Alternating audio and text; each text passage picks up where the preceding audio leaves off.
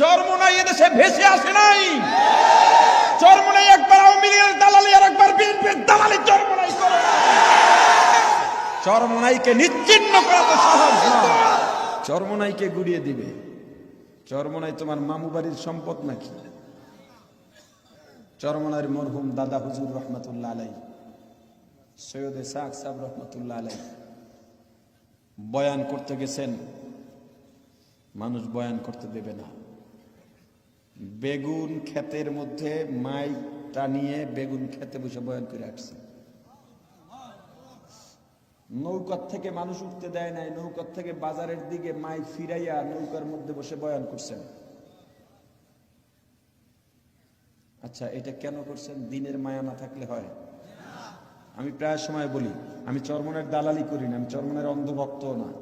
আমি আগেই বলছি, আমি কোনো দলের কোনো পর্যায়ের কোনো প্রকারের দায়িত্বশীল না। আমি যেটা হক সেটা বলতেছি, আমি যেটা হক সেটা বলতেছি। আজীব লাগে, আমি তো চুপ ছিলাম, আমি তো সব বিষয় নিয়ে বলি না। আপনারা জানেন, ইউটিউবে আমার বয়ানগুলো দেখেন, আমি আমলি বয়ান করার চেষ্টা করি সব সময়। কিন্তু তোমরা এটা কি শুরু করলে?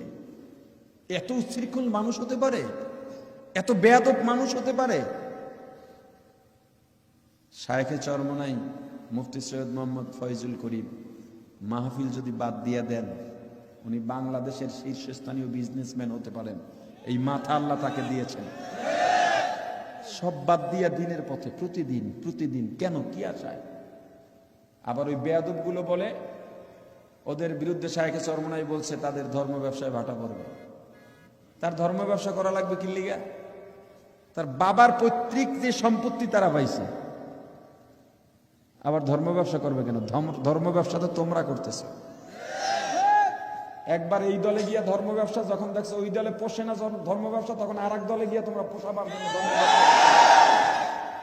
তোমরা চরমোনাইকে ধর্ম ব্যবসায়ী বলো। চরমোনাই তো প্রতি বছর মাঠ একটা বাড়ে। হিংসা আমরা করি না, তোমরা করো।